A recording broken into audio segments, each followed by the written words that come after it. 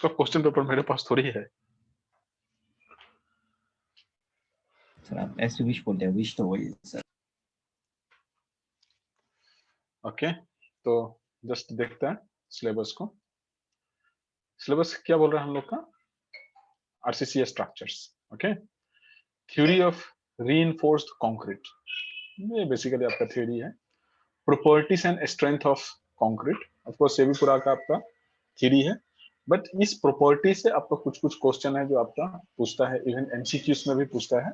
I hope यहाँ से पूछा भी था ना एग्जाम में, स्पेशली आपका रिक्रूटमेंट टेस्ट में जैसे बोला था। Okay, then requirement of structural concrete, theoretical portion है। शेयरिंग एंड एंकरेज, ये बेसिकली आपका क्या है, शेयर स्ट्रेस से रिलेटेड है। जैसे हम लोग जो ये आपका design for स्टीरअप्स and lateral tie जो करता है उसको कैसे करना है उसका बारे में है। ये बेसिकली अरेंजमेंट सही नहीं है।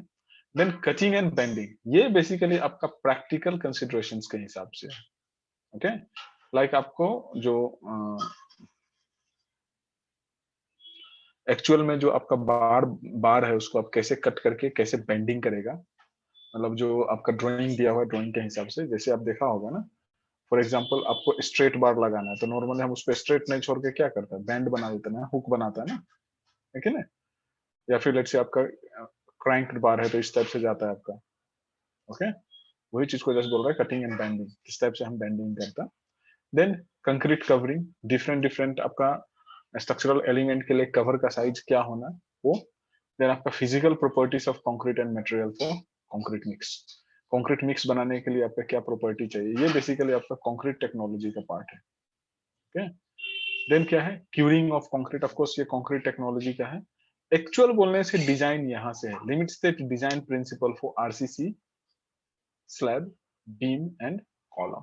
ओके, बेसिकली आपको बीम स्लैब एंड कॉलम ये तीन का सिर्फ आपको डिजाइन जानना है। एक चीज और आ जाएगा यहाँ पे, that is your footing. Okay, footing in the sense soil, soil में आपको फुटिंग डिजाइन मिलेगा, वो फुटिंग डिजाइन को बेसिकली वो आरसीसी डिजाइन है, उसको हम लोग यहाँ पे कवर अप करता है। ठीक है क्या? ओके, सो यहाँ से छोड़ के बाकी क्या है आपका थ्योरी है। और ये आपको बेसिकली क्या में पूछ रहा है, आपको क्या में डिजाइन करना है, आपको लिमिट स्टेट में डिजाइन करना है। ओके, लिमिट स्टेट के बारे में आपको बोल रहा है। सो अकॉर्डिंग टू जो आपका सिलेबस जो भी है हर वो चीज को हम लोग देखते हैं। सबसे पहले theoretical portion. Okay, that means RCC है क्या। ओके, आई होप सभी के पास नोट्स होता होगा। हेलो, ना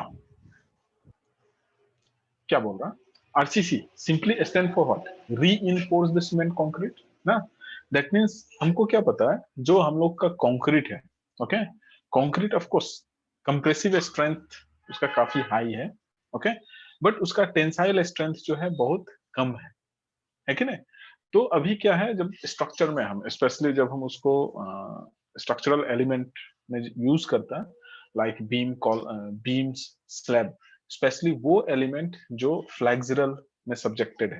okay, that means direct as well as bending load दोनों उसमें आ रहा है। उस टाइप का जो स्ट्रक्चर है उसमें जब हम इसको यूटिलाइज करता है तो वो बेंड होने का कोशिश करता है। जैसे आप देखा होगा फॉर एग्जाम्पल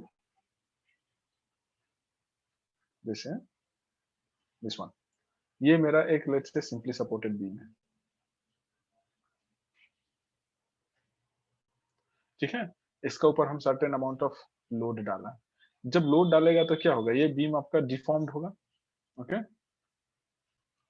इस टाइप से कुछ डिफॉर्म्ड होगा ना, ये बेंड होगा, लेट्स से होगा या नहीं होगा।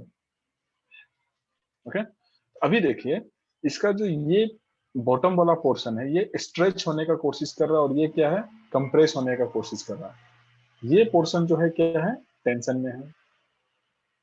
ओके, और ये पोर्शन जो है आपका कंप्रेशन में है। राइट, तो अभी क्या है, मेंबर का ऊपर का एज अलग सॉर्ट ऑफ स्ट्रेस में सब्जेक्टेड है, नीचे वाला अलग सॉर्ट ऑफ स्ट्रेस में सब्जेक्टेड है।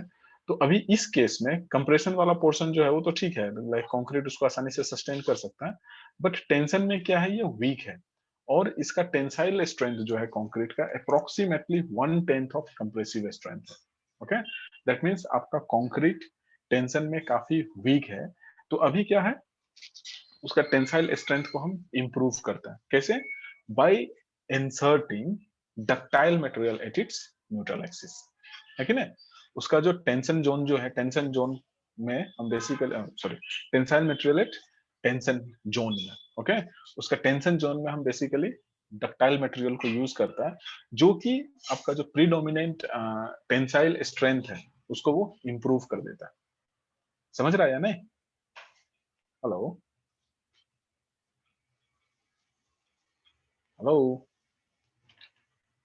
Yes sir. ओके, तो मेनली आरसीसी में हम क्या करते हैं, लाइक सीमेंट और सॉरी कंक्रीट का अंदर में लेट्स से हम डक्टाइल मटेरियल को इंट्रोड्यूस करता है। ये डक्टाइल मटेरियल किस जगह में इंट्रोड्यूस किया जाता है? ये डक्टाइल मटेरियल ऑलवेज आपका टेंशन जोन में इंट्रोड्यूस किया जाता है in order to improve the tensile strength of the particular structural element. तो अभी क्या है, अलग अलग स्ट्रक्चरल एलिमेंट का आपका अलग अलग जगह में टेंसाइल जोन हो सकता है। ये बेसिकली दो पार्ट में क्लासिफाइड है। जैसे फॉर एग्जांपल आप जैसे सिंपली सपोर्टेड हो, कंटिन्यूअस हो, इस टाइप का जो स्ट्रक्चरल एलिमेंट है, इसका टेंशन जोन सिंपली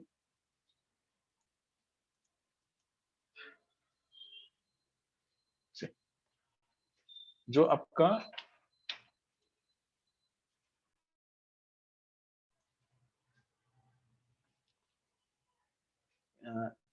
कैंटिलीवर है फॉर एग्जांपल, दिख रहा है ये? ओके, जब हम इसका ऊपर लोड इंप्लीमेंट करेगा तो ऑफ कोर्स ये डिफॉर्म्ड होगा। डिफॉर्म्ड होगा तो इसका डिफॉर्म्ड शेप कैसा होगा? इस टाइप का होगा, ठीक है। नाउ एक सिंपली सपोर्टेड बीम है for example, simply supported beam का ऊपर जब हम लोडिंग इंप्लीमेंट करेगा तो ये भी डिफॉर्म्ड होगा, और ये जब डिफॉर्म्ड होगा तो कैसे डिफॉर्म्ड होगा? अब इसी इसका जो डिफॉर्म्ड शेप है ये कुछ इस टाइप का है।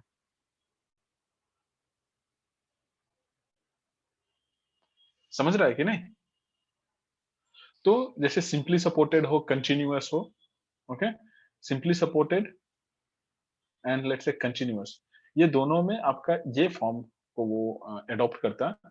एंड आपका कैंटिलीवर हो या फिर लेट्स से आपका ओवरहैंगिंग हो, ओवरहैंगिंग में ये तरीका से आपका डिफ्लेक्ट होता है, ओके, बैंड होता है या रोटेट होता है। तो अभी देखिए इसमें सिंपली सपोर्टेड वाला में आपका टेंशन जोन कहाँ है? बॉटम में है, ये है आपका टेंशन जोन, और ये क्या है? आपका कंप्रेशन फाइबर है। ये टेंशन फाइबर और ये लेट्स से आपका कंप्रेशन फाइबर है। समझ रहा है या नहीं? हेलो। Yes sir. लेकिन यहाँ पे क्या है, इसमें है टेंशन ऊपर में आपका क्या है? टेंशन फाइबर है, ओके, नीचे में क्या है? आपका कंप्रेशन फाइबर है, ओके। इसीलिए हमेशा देखता होगा जब भी हम बीम डिजाइन करता है तो क्या करता है, जो हम लोग का डिजाइन किया हुआ जो डिजाइन रिइंफोर्समेंट है, ओके, कैंटिलीवर का केस में हम ऑलवेज ऊपर डालता है, यहाँ पे डालता है ऊपर में, ओके, जबकि सिंपली सपोर्टेड एंड बाकी के लिए हम क्या करता है? नीचे में डालता है। क्यों? क्योंकि मेरा टेंशन जोन कैंटिलीवर का केस में कहाँ है? ऊपर है, एंड सिंपली सपोर्टेड का केस में कहाँ है? नीचे है। ठीक है, समझ रहा है कि नहीं? क्यों कर रहा है? उसका टेंसाइल स्ट्रेंथ को इंप्रूव करने के लिए। नाउ क्या बोल रहा है? Purpose of using RCC, of course अभी जो आपका प्लेन सीमेंट कंक्रीट जो है उसका टेंसाइल स्ट्रेंथ काफी कम है, ऑलरेडी बोल चुका है। क्या बोल रहा है? Tensile strength of concrete is about 1/10 of its compressive strength, already बता चुका है। क्या बोल रहा है? To improve tensile strength of concrete some sort of reinforcement is needed which can take the tensile stress developed in the structure, okay, इसलिए हम basically ductile material use करते हैं। क्या बोल रहा है? it not only increase the strength but also prevent temperature and let's say shrinkage, okay, that means shrinkage। जैसे आपका अगर सपोज कर लो प्लेन सीमेंट कंक्रीट होता एंड उसका जब आप एक क्यूब बनाएगा, क्यूब बना के आप उसको छोड़ देगा, छोटा सा क्यूब नहीं, बड़ा सा, ओके, क्यूब बना के जब आप छोड़ देगा तो सर्टेन टाइम के बाद में क्या होगा, वो शेप थोड़ा सा डिफॉर्म्ड हो सकता है अगर आप 2 मीटर बाय 2 मीटर का एक क्यूब बनाया तो हो सकता है बीच में आपका थोड़ा गड्ढा हो जाए जब वो कंक्रीट सूखेगा तो। क्यों? वो श्रिंक, जब सूखने का वजह से क्या हुआ, उसका साइज छोटा हुआ ना, उसका वजह से वहां पे certain amount of strain develop हुआ, जिसको हम बोलते हैं श्रिंकेज स्ट्रेन। तो अगर हम उसमें रिएनफोर्समेंट डालेगा तो वो श्रिंकेज स्ट्रेन को भी ट्रैकल करता है। ओके, क्या बोल रहा है? Therefore, reinforcing steel is added in tension zone to carry all the developed tensile stresses. Okay, and इसीलिए हम क्या करते हैं, ज्यादातर जो आरसीसी में हम यूज करता है वो है हम लोग का माइल्ड स्टील। क्यों? क्योंकि ऑलरेडी हम लोग सोम में देखा था ना, जो हम लोग का कोफिशिएंट ऑफ थर्मल एक्सपांशन है स्टील का एंड कंक्रीट का, वो आसपास में है। ओके, जिसका वजह से हम उसको यूज करता है। क्योंकि अगर दोनों का कोफिशिएंट ऑफ थर्मल एक्सपांशन में डिफरेंस होगा तो एक डिफरेंट रेट से कॉन्ट्रैक्ट और इलोंगेट हो रहा होगा, दूसरा अलग रेट से कॉन्ट्रैक्ट एंड इलोंगेट हो रहा होगा, तो अल्टीमेटली जो उसका बॉन्ड है उसमें स्लिप क्रिएट होगा और आपका स्ट्रक्चर वीक हो जाएगा, फेल हो जाएगा। ठीक है, देन एडवांटेजेस, ये सब तो बेसिकली आपसे नहीं पूछेगा। क्या है? Concrete is of course workable, आप उसको प्रैक्टिकली किसी भी फॉर्म में इम्प्लीमेंट कर सकता है, मोल्ड कर सकता है, बट तब जब वो फ्रेश हो। एक बार जब वो सूख जाता है, सूखने के बाद आप उसको रिमोल्ड नहीं कर सकता। Okay, it can be moulded into any required shell. इसलिए आप देखता होगा ना, आपके पास शेल स्ट्रक्चर्स, ओके, बहुत बढ़िया बढ़िया शेल स्ट्रक्चर्स वगैरह भी मिलता है, बनाता है हम लोग। ओके, क्यों? क्योंकि हम ये काफी वर्सेटाइल हैं। ओके, क्या बोल रहा है? The raw material required are readily available, हर जगह में। नदी किनारे से पत्थर उठा के उसको क्रश करके हम एग्रीगेट बना दिया, नदी से ही हमको बालू मिल जाता है। ओके, क्या बोल रहा है? Skill labours are not required. इसलिए आप देखता होगा ना, जो अंगूठा छाप वर्कर्स है वो लोग भी लाइक वहां पे ब्रिक वर्क का काम कर रहा होता है, ब्रिक लेइंग कर रहा होता है ना। क्या बोल रहा है? Concrete is durable and fire resistant as well as rigid. Okay, of course आप देखता होगा, आप जो एक कंक्रीट स्ट्रक्चर आरसीसी स्ट्रक्चर बनाया उसका 60 to 70 इयर्स उसका डिजाइन लाइफ होता है कि नहीं? ऑफ कोर्स काफी ड्यूरेबल है, राइट। एंड क्योंकि ये आग, क्योंकि इसमें कोई कार्बन कंटेंट नहीं है तो आग नहीं लगता है जनरली। आग लगने से भी क्या होता है, बिल्डिंग में बेसिकली आपका जो दरवाजा और खिड़की वगैरह वही सब जलता है ना, जो आरसीसी वाला पोर्शन है वो तो नहीं जलता है, right. It require less maintenance, तो एक बार बना के आदमी भूल जाओ जैसा ही है। गवर्नमेंट क्वार्टर्स वगैरह का देखा होगा ना, आपके घर के आसपास में होगा, कभी उसमें मेंटेनेंस होने वाला देखा है? सर के टूट के गिर रहा होता है। ओके, मतलब जो 10 साल 15 साल पुराना बिल्डिंग है वो भी देखने में लगता है कि 100 साल पुराना है। ऑब्जर्व किया? लेकिन उसी का बाजू में एक 30 इयर्स 40 इयर्स पुराना बिल्डिंग होगा, लेकिन काफी चमक रहा होगा, उस पर हमेशा मेकअप डाला जाता है, हमेशा चमक रहा होगा, देखने में लगता है कि कल परसों का ही बनाया होगा। ज्यादातर आप देखा होगा ऐसा डिफरेंस आपको जो प्राइवेट अपार्टमेंट्स है एंड जो गवर्नमेंट क्वार्टर्स है उसमें देखने को मिलेगा। गवर्नमेंट क्वार्टर्स एकदम डल जैसा दिख रहा होगा, क्यों? उसमें कभी पेंटिंग वेंटिंग, उसका मेंटेनेंस वगैरह नहीं होता, जो ऑक्यूपेंट उसमें रहता है वो भी उतना केयर नहीं करता। लेकिन प्राइवेट अपार्टमेंट में क्या होता है, ओनर हमेशा उसको मेंटेन करते रहता है। ओके, तो रेगुलर मेंटेनेंस से क्या होता है, आपका स्ट्रक्चर का लाइफ स्पान भी इंक्रीज होते रहता है। समझ रहा है क्या? Hello, Yes, sir. नेक्स्ट क्या बोल रहा है आपका? Disadvantages. Of course advantage and disadvantage क्या है, पार्ट एंड पार्शियल है। लेट्स से एक कॉइन का दो फेस जैसा ही है, तो सर्टेन डिसएडवांटेजेस भी है आपका आरसीसी का। जैसे सेल्फ वेट काफी काफी हाई है ना इसका। ओके, क्या बोल रहा है? क्रैक डेवलप्ड, आप देखता होगा ज्यादातर क्या होता है, थोड़ा भी कुछ प्रॉब्लम होने से वहां पे आपका क्रैक डेवलप होना शुरू हो जाता है। अगर आप क्यूरिंग सही से नहीं किया तो भी क्रैक डेवलप हो जाएगा। ओके, इसका क्या है, पोर इंसुलेशन प्रॉपर्टी, इसलिए स्पेशली गर्मी का दिन में, ओके, आज तो खैर बारिश था, गर्मी का दिन में देखता होगा ना, जो आपका टॉप फ्लोर में है उसका घर काफी गर्म हो जाता है। क्यों? हर जगह से पानी सॉरी हीट अंदर में एंटर करता है। किसी किसी का सिचुएशन तो ऐसा हो जाता है कि रूम का अंदर का टेम्परेचर ज्यादा है एज कम्पेयर टू बाहर। कोई है ऐसा फेस करने वाला जिसका रूम का टेम्परेचर बाहर का टेम्परेचर से ज्यादा है गर्मी का दिन में?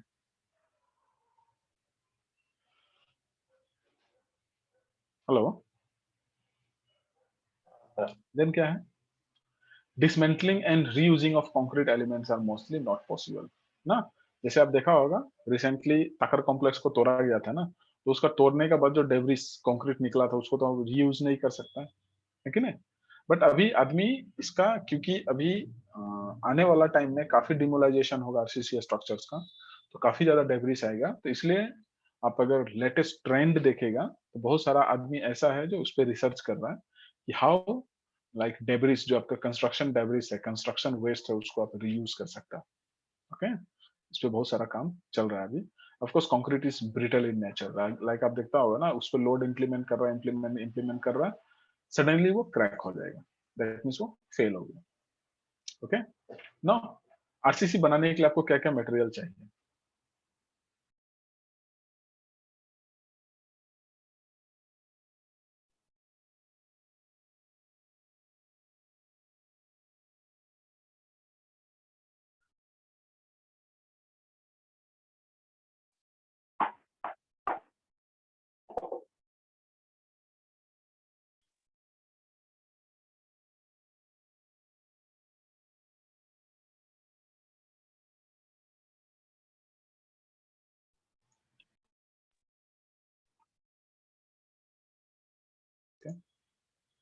नाउ क्या है material used for RCC?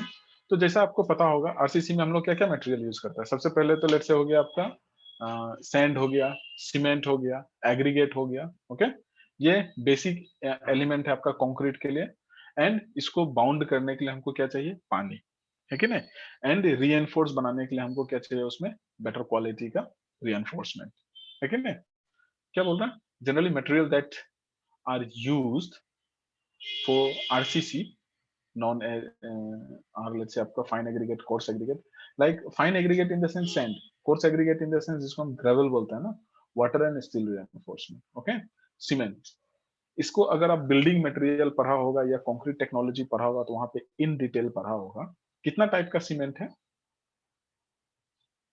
Approximately 14 type का सीमेंट अवेलेबल है। ओके, एंड ऑफ कोर्स सब अलग अलग काम के लिए यूज होता है, स्पेसिफिक पर्पस है। जैसे यहाँ पे दिया हुआ ओपीसी। ओके, आजकल ये ऑब्सोल्यूट होते जा रहा है मार्केट से।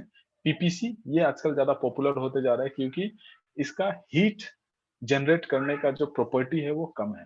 Okay, Portland pozzolana cement, PPC. Then हो गया आपका RPC, RHC, that means rapid hardening cement. Okay, ये क्या है? इमीडिएटली हार्ड होना शुरू हो जाता है। ओके, देन आ जाता है आपका quick setting, low hardening, low heat cement, sulphate resistant, blast furnace slag, high alumina, white cement, coloured cement, air entrained cement, expansive cement, hydrophobic cement, वगैरह वगैरह। ओके, अप्रोक्सीमेटली आपका टोटल 14 टाइप का cement है। जैसे suppose कर लो आपको under water construction करना है तो हम हाइड्रोग्राफिक और लेट्स से हाइड्रोफोबिक सीमेंट को यूज करते हैं।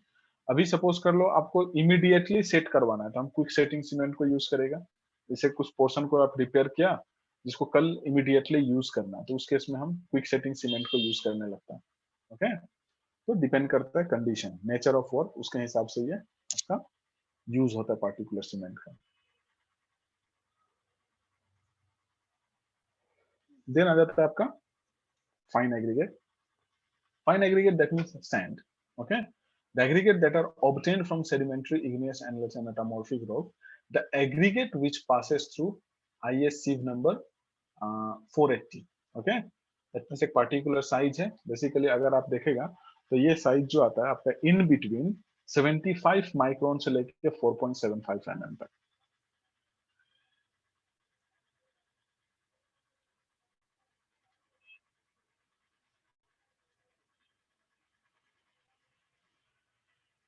Okay? 4.75 mm से लेके आपका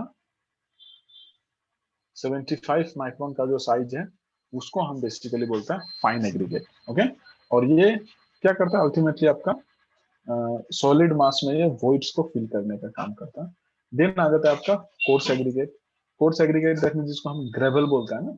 ओके, तो जो लेट्स से आपका 480 सीफ को पास कर रहा है that is your fine aggregate, and जो 480 सीफ पे रिटेन कर रहा है वो हो गया आपका कोर्स एग्रीगेट। बेसिकली ये आपका 4.75 से लेके 80 mm का बीच का होता है, लेकिन ऊपर वाला जो पोर्शन है उसको हम बड़ा बड़ा काम में यूज करते हैं। जैसे सपोज कर लो रैपिड ग्रेविटी डैम वगैरह अगर हमको बनाना है, या फिर लेट्स से कहीं रिटेनिंग वॉल या ब्रिस्ट वॉल बनाना है, तो वो सब जगह में हम उसको यूज करता है, बड़ा वाला साइज को। छोटा साइज को हम बेसिकली स्ट्रक्चर में यूज करते हैं ना। यहाँ से जो इम्पोर्टेंट है वो ये है, the maximum size used in construction of building work should be between 20 to 25 mm। ज्यादातर इसी साइज का हम यूज कर रहा होता है। क्या बोल रहा है, in case of heavy mass concrete work for dam, weir, siphons, regulator etcetera, the size of aggregate may be more than 25 mm।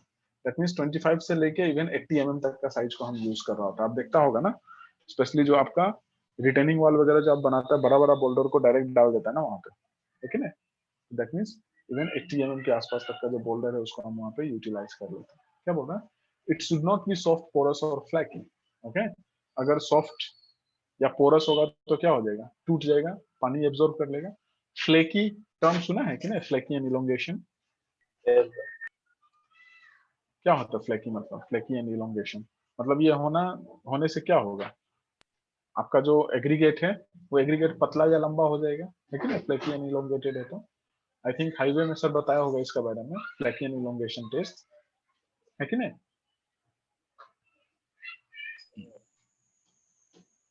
तो वो चीज हमको अवॉइड करना है। दैट मीन्स ज्यादा पतला या ज्यादा लंबा एलिमेंट को भी हमको नहीं रखने देना, अदरवाइज क्या होगा, लोड जैसे ही हम उस पर इम्प्लीमेंट करेगा वो आपका टूट जाएगा। ओके, क्या बोल रहा है, it should not absorb more than 5% of water by weight when immersed in water for let's say 24 hours. Okay, ये प्रॉपर्टी है किसका, गुड क्वालिटी ऑफ एग्रीगेट का।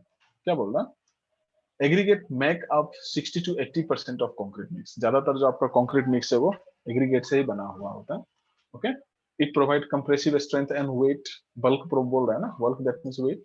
देन क्या बोल रहा है, aggregate in any particular mix of concrete are selected for their durability, strength, workability, ability to receive finishes। okay, कोई कोई ऐसा होता है जो काफी अच्छा है लेकिन हम उसको स्ट्रक्चरल पॉइंट ऑफ व्यू से यूज नहीं करते, क्यों, क्योंकि हम उसको अच्छी तरह से फिनिश नहीं कर सकता। एक स्मूथ सरफेस जैसा हमको चाहिए वैसा सरफेस जब हम नहीं बना पाता तो हम उसको बेसिकली कंस्ट्रक्शन मटेरियल के जैसा हम उसको यूज नहीं करता है। ठीक है,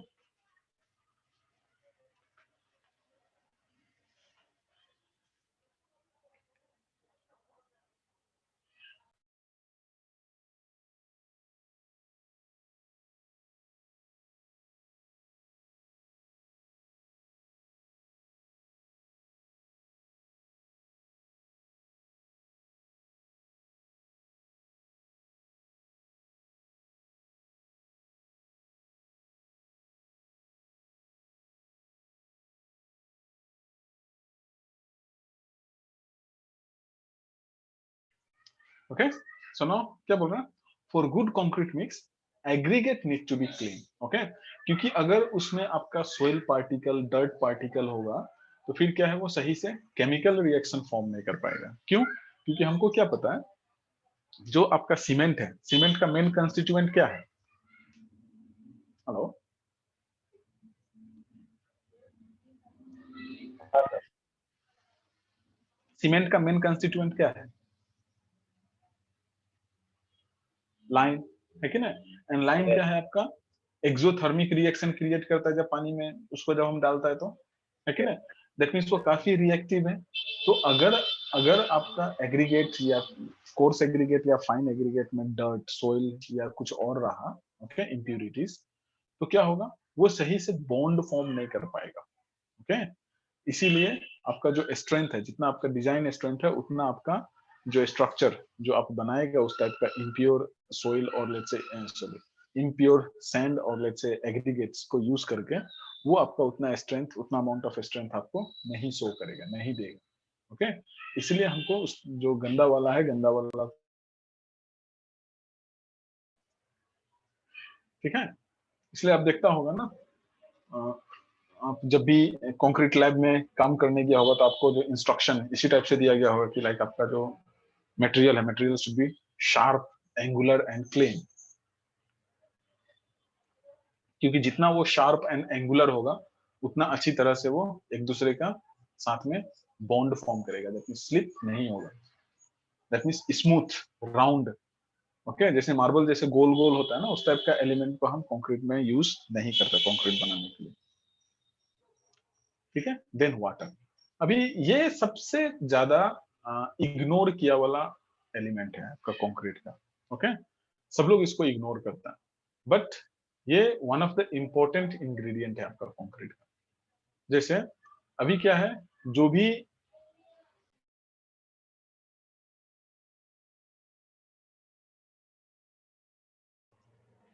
आपका एलिमेंट है, उस एलिमेंट को अल्टीमेटली केमिकल रिएक्शन फॉर्म करने का मीडियम कौन प्रोवाइड कर रहा है, आपका वाटर कर रहा है। तो अगर आपका वाटर इम्प्योर होगा तो अगेन केमिकल रिएक्शन सही से नहीं होगा, ओके केमिकल रिएक्शन जब सही से नहीं होगा तो अगेन बहुत सारा प्रॉब्लम होगा। जैसे आप देखता होगा ना कहीं कहीं व्हाइट पैचेस एंड ऑल होना शुरू हो जाता है,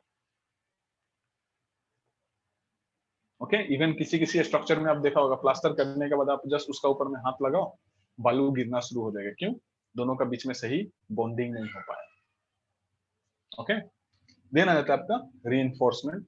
मार्केट में आपको कई एक साइज का रीइंफोर्समेंट एंड कई ग्रेड का रीइंफोर्समेंट अवेलेबल है, ओके ये आपका 5 से लेके 50 mm साइज तक आपको मार्केट में मिल जाएगा। एंड उसके बाद भी अगर उससे बड़ा भी साइज का चाहिए आपको, स्पेशली सर्कुलर राउंड बार के बात कर रहे हैं, अगर उससे भी बड़ा चाहिए आपको तो आप कंपनी में ऑर्डर देके मंगा सकते हैं, ओके बट ज्यादातर हम क्या करता है, स्ट्रक्चरल एलिमेंट स्टीरियप्स बनाने के लिए हम क्या करता है 6 mm एटलीस्ट को यूज करता है एंड आगे वाला को यूज करता है। नाउ ये क्या है, राउंड अप्रोक्सीमेटली 2 and 5 के मल्टीपल में अवेलेबल होता है, ओके लेकिन हर साइज, ठीक है क्या, 2 and 5 का मल्टीपल में आपको मिलेगा लेकिन सभी साइज होगा उसका गारंटी नहीं है। जैसे 6 mm मिलेगा आपको, 8 mm मिलेगा, 10 mm मिलेगा, 12 mm मिलेगा, 14 mm नहीं मिल सकता, ओके जरूरत है तो आप मंगा सकते हो उसको, ठीक है उसी टाइप से लाइक हर। और इसका ग्रेड अगर देखेगा तो ये मार्केट में आपको 4 ग्रेड में अवेलेबल है, बट कोड बुक में इसका 3 ग्रेड का इंफॉर्मेशन है, ओके 4 ग्रेड मार्केट में जो अवेलेबल है वो FE250, FE415, FE500 and FE550, okay जबकि आपका कोड बुक में जो अपग्रेड और लेट्स से जो डिटेल दिया हुआ है वो है FE250, FE415 and FE500, okay 550 को अपडेट नहीं किया गया आपका कोड बुक में, जो नेक्स्ट एडिशन में अपडेट हो जाएगा। जो IS 456 2000 को हम लोग यूज करता है वो अपग्रेड होने वाला है। नाउ प्रिपरेशन कैसे किया जाता है, ओके अब देखा होगा इसको 2 तरीका है आरसीसी मतलब कंक्रीट बनाने का, एक है वेट बेचिंग, दूसरा है volume batching, okay weight batching क्या होता है, लाइक सबसे एक्यूरेट अगर कोई है तो वो आपका वेट बेचिंग है। इसमें हम सभी इंग्रेडिएंट को वेट करके लेता है, ओके चाहे वो आपका सैंड हो, एग्रीगेट हो, जो भी हो, एडमिक्सचर हो, वाटर हो, हर किसी को हम डिजाइन के हिसाब से जो वेट आया है उस वेट के हिसाब से हम लेता है। जैसे आप देखा होगा अगर नाहरलगन से ईटानगर और ईटानगर से नाहरलगन आप मूव करता होगा तो इन बिटवीन ईटानगर नाहरलगन ये जस्ट नियर बाय चर्च ना, वहां पे लाइक आपका एक बेचिंग प्लांट बनाया हुआ है ना, टीके कंसोर्टियम का, वहां पे वो लोग क्या कर रहे हैं, वेट बेचिंग करता है, ओके अगर कोई भी कंपनीज को विजिट करेगा तो वहां पे वो लोग बेसिकली वेट बेचिंग करता है, क्योंकि वॉल्यूम बेचिंग से आपको गलत वैल्यू मिलने का चांसेस ज्यादा है। रीजन क्या है, क्योंकि आपका जो सीमेंट है, स्पेशली सीमेंट एमोर्फस एलिमेंट जैसा है, मतलब वो एक दूसरे से काफी दूरी बना के रखता है, इसलिए आप देखता होगा थोड़ा सा सीमेंट का वेट काफी ज्यादा हो जाता है, ओके लेकिन उसका वॉल्यूम काफी कम होता है, काफी हेवी एलिमेंट है, उसका जो स्पेसिफिक ग्रेविटी है हाई है, ओके 1 से ज्यादा है, ठीक है वो एक दूसरे से दूरी बना के रखता है। लाइक आप देखता होगा ना एक 1 पिंच ऑफ सीमेंट को आप ऊपर से डालेगा तो वो बाउंस करता है, जो पूरा डिपॉजिट सीमेंट डिपॉजिट का ऊपर अगर आप उसको फेंकेगा तो, ठीक है इसलिए हम ज्यादातर जो प्रिस्क्राइब किया जाता है वो आपको वेट बेचिंग करने के लिए बोलता है, वॉल्यूम बेचिंग करने के लिए मना करता है, ओके नाउ सपोज कर लो आपका मिक्स प्रोपोर्शन कुछ इस टाइप का दिया होगा, लेट्स से 1:2:4, ओके, इसका मतलब क्या है, फर्स्ट वाला जो है आपका सीमेंट है, सेकंड वाला जो आपका सैंड है, एंड थर्ड वाला जो है आपका एग्रीगेट है। दैट मीन्स अगर 1 kg सीमेंट यूज कर रहा है तो आपको 2 kg sand and 4 kg aggregate use करना है। ओके, वेट बेचिंग का मतलब ये है। एंड वॉल्यूम बेचिंग के हिसाब से अगर 1 मीटर क्यूब आप सीमेंट यूज कर रहा है, 2 मीटर क्यूब आप सैंड यूज करो, एंड 4 मीटर क्यूब आप एग्रीगेट यूज करो। इसका मतलब ये है weight batching and volume batching में। ठीक है, ज्यादातर आप देखा होगा जो आपका लेबरर्स है वो ये बनाता है ना, छाकी बोलता है ना, क्या बोलता है, जस्ट बस्ता को बांध के बना लेता है और उस पर 2 बार 3 बार या 4 बार लाके वहां पे डाल देता है आपको, या फिर बॉक्स बना लेता है। ओके, अप्रोक्सीमेटली, जो कि सही नहीं है। वहां से आपको उसका क्वालिटी के बारे में, वर्कमैनशिप का क्वालिटी क्या है वो पता नहीं चलेगा।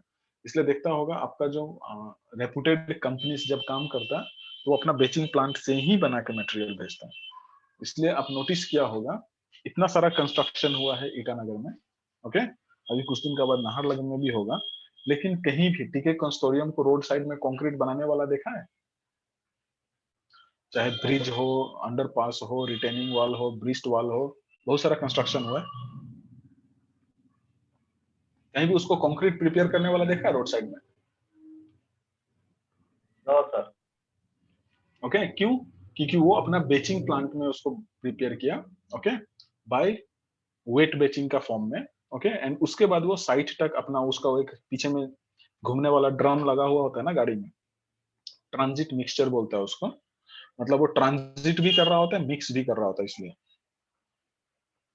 तो ट्रांजिट मिक्सचर से वो अपना साइट तक पहुंचाता है और वहां पे उसको डंप कर देता है। नोटिस किया है कि नहीं ऐसा? Yes, sir. ओके, तो उससे क्या होता है, आपका क्वालिटी कंट्रोल्ड वे में रहेगा। ओके, और आजकल क्या है, सब लोग क्वालिटी को लेके काफी अवेयर होते जा रहे हैं ना, है कि नहीं? Yes. नाउ नेक्स्ट क्या बोल रहा है आपका, method of proportioning concrete, arbitrary method, जैसे ये जो आपका मिक्स प्रोपोर्शन जो हो गया। ओके, सो आपका जो सदियों से सर्टेन हम प्रोपोर्शन को लिस्ट आउट करके दिया हुआ है, इवन आपका IS 456 में भी मिल जाएगा। ओके, प्रोपोर्शनिंग, लेट्स से M20 को अगर आप देखेगा तो ये है आपका सिंपली 1:2:4। अगर आप M25 को देखेगा तो ये आपका 1.5, सॉरी, ये है M15, ये है आपका M20 1:1:2, ये है आपका M25 mix proportion. Okay, what about mix proportion of M30? M30 का कितना होगा, क्या लगता है? डिजाइन करना हाँ, डिजाइन करना पड़ेगा। डिजाइन करना पड़ेगा। ओके, कोडबुक में आपको अप टू M25 तक का वैल्यूज दिया हुआ है, क्यों? क्योंकि ये आपका नॉमिनल कंक्रीट है, स्टैंडर्ड कंक्रीट। इससे ऊपर वाला जो भी कंक्रीट है उसको आपको चाहिए तो आपको उसका मटेरियल प्रॉपर्टी को परफेक्टली लैब में एनालाइज करके आपको डिजाइन करना पड़ेगा। ओके, तो ये आर्बिट्ररीली आपको अलग अलग ग्रेड का जस्ट रेशियो वहां पे दिया हुआ, उतना कोई खास नहीं है, जस्ट ये 3 ग्रेड का मिक्स प्रोपोर्शन आप जानने से हो गया, और वो हम लोग ऑलरेडी लाइक आपका एस्टिमेशन करने का टाइम से जानता है कि नहीं? नेक्स्ट आ जाता है आपका mixing and placing of concrete. Of course इसको हमको थोरोली तब तक मिक्स करना है जब तक वो यूनिफॉर्म कलर में ना हो जाए। ओके, तो प्रिपरेशन करने के लिए क्या करना है, सबसे पहले हम क्या करते हैं, जिसका वॉल्यूम सबसे ज्यादा है, ओके, सबसे ज्यादा किसका है, कोर्स एग्रीगेट का, तो हम कोर्स एग्रीगेट को प्लेटफॉर्म पे रख के उसको स्प्रेड कर देगा। उसका ऊपर क्या करेगा हम, उससे कम वॉल्यूम होने वाला कौन है, सैंड है, तो सैंड को हम उसका ऊपर डालेगा एंड इसको थोरोली मिक्स करेगा। ठीक है, तब तक जब तक आपका sand and let's say aggregate thoroughly mix ना हो जाए, उसके बाद क्या करेगा, हम उसका ऊपर में सीमेंट डालेगा रिक्वायर्ड अमाउंट में, एंड उसको फिर से थोरोली मिक्स करेगा, तब तक जब तक वो यूनिफॉर्म कलर में ना हो जाए अवेलेबल। ओके, एक बार जब वो हमको यूनिफॉर्म कलर में अवेलेबल मिल गया, उसके बाद हम क्या करेगा, उसको उसमें पानी मिक्स करेगा, फिर पानी डालने के बाद हम उसको थोरोली यूनिफॉर्म कलर आने तक उसको मिक्स करेगा। ओके, ये प्रॉपर तरीका है। एंड ड्यूरिंग मिक्सिंग हमको ये ध्यान देना है कि लाइक जो हम पानी ऐड किया है वो पानी मेरा कंक्रीट से बाहर ना निकले। आप देखा होगा नॉर्मली आप मिक्स करने टाइम में, जैसे ये ग्राउंड हो गया, ग्राउंड पे क्या करता वर्कर लोग इस टाइप से डिपॉजिट कर देता ना, डिपॉजिट करने के बाद यहाँ पे पानी डाल दिया, तो आप देखता होगा साइड से पानी यहाँ से सीप होके बाहर निकल रहा है, नोटिस किया है कि नहीं, साइड साइड से निकल रहा होता, कोई ध्यान दिया है? जब हम कंक्रीट मिक्स कर रहा होता है पानी डाल के, तो वो पानी अकेला बाहर नहीं आता, अपना साथ में सीमेंट भी लेके आता है। तो जब वो पानी बाहर निकल गया, सीमेंट बाहर निकल गया, तो अल्टीमेटली आपका जो कंक्रीट है, कंक्रीट का वाटर सीमेंट रेशियो डिस्टर्ब हो गया, तो दैट मीन्स आपका जो रिक्वायर्ड स्ट्रेंथ था उतना रिक्वायर्ड स्ट्रेंथ आपको नहीं मिलेगा। ओके, वो चीज हमको हमेशा ध्यान देना है। तो दैट मीन्स उसका सबसे सिंपल है, लाइक हम उसको थोरोली मिक्स करना है। ओके, हैंड मिक्सिंग, अभी जो हम आपको बताया वो आपका क्या है, तरीका हैंड मिक्सिंग का ना। मशीन मिक्सिंग करने वाला देखा है? एक तो जैसे सिंपल है कि लाइक वो बेचिंग प्लांट को अगर आप विजिट करेगा तो आपको दिखाई देगा। दूसरा, आसपास में आपका बिल्डिंग बना है कि नहीं?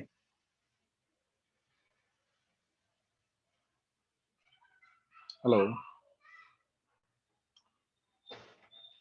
उसमें आप देखता होगा, let's say beams and column को कास्ट करने के लिए, मतलब एक घर 2 BH के घर बन रहा है, तो उसमें अगर सपोज कर लो बीम्स या कॉलम कास्ट करना है, तो लेबर लोग खुद ही मसाला बना के उसको डाल लेता है ना वहां पे, देखा है कि नहीं? Yes. ओके, लेकिन जब स्लैब को कास्ट करना होता है, ओके, तो क्या वो लोग खुद मैनुअली मसाला बना के डालता है? No. वो मशीन लाइक आपका कंक्रीट मिक्सचर को हायर करता है, ओके, एंड उस मशीन का थ्रू वो कंक्रीट प्रिपेयर करता है। क्यों? क्योंकि बीम्स एंड कॉलम में क्या है, वो एक या दो कॉलम को एक दिन में कास्ट करेगा, सफिशिएंट है। बट स्लेब का केस में अगर आप कास्टिंग सही से नहीं किया, अगर आपका जंक्शन रह गया बीच में, तो वो स्लैब लीक करना शुरू कर देता है। ओके, दैट मींस ऊपर से पानी अंदर गिराना शुरू कर देता है। तो वो चीज को अवॉइड करने के लिए हमें as far as possible immediately हम कंक्रीट कंक्रीट को प्लेस करके उसको लेवल कर देता है आपका, स्पेशली स्लैब का केस में। ओके, और अगर कभी जरूरत हुआ कि हमको डिसकंटिन्यू करना हो, तो हम हाफ बीम में लाके उसको छोड़ता है बेसिकली। ठीक है ना? हैंड मिक्सिंग कर रहा है तो हम देखा था ना कि यूनिफॉर्म थॉरोली मिक्सिंग होना। तो मशीन मिक्सिंग करने टाइम में क्या है, जो आपका कैलकुलेशन के हिसाब से सैंड एंड एग्रीगेट है उसको आप उसमें डालेगा, एंड रिक्वायर्ड अमाउंट ऑफ जो आपका सीमेंट है उसको डालेगा, एंड उसको थॉरोली मिक्स करेगा 10 to 15 मिनट तक। 10 to 15 मिनट में बेसिकली वो थॉरोली मिक्स हो जाता है। उसके बाद हम निकाल के शिफ्ट कर देता है ना जहाँ पे जाना होता है वहां पे।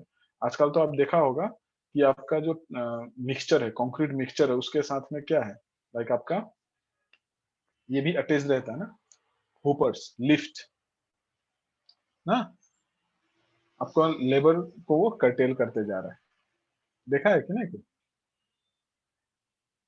Yes, sir. ना अभी क्या है, जब हम कंक्रीट में पानी मिक्स कर दिया, ओके, तो कंक्रीट को विद इन 30 मिनट हमको उसका पोजीशन में डालना है। क्यों?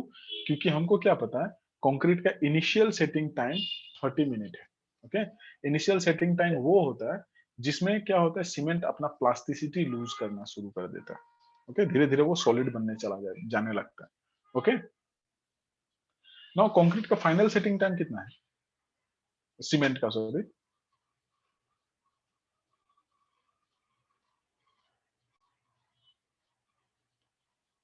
Hello, 45 minutes.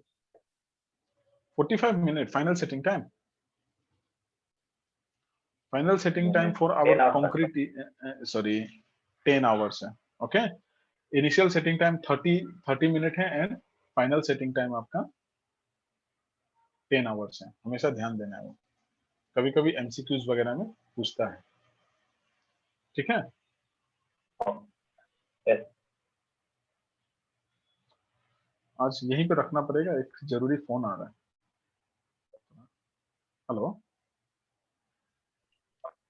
Okay, sir. Hello, एक जरूरी काम है, इसलिए कॉल कर रहा। Okay, sir. कल कंटिन्यू करते हैं इसको। Okay, sir.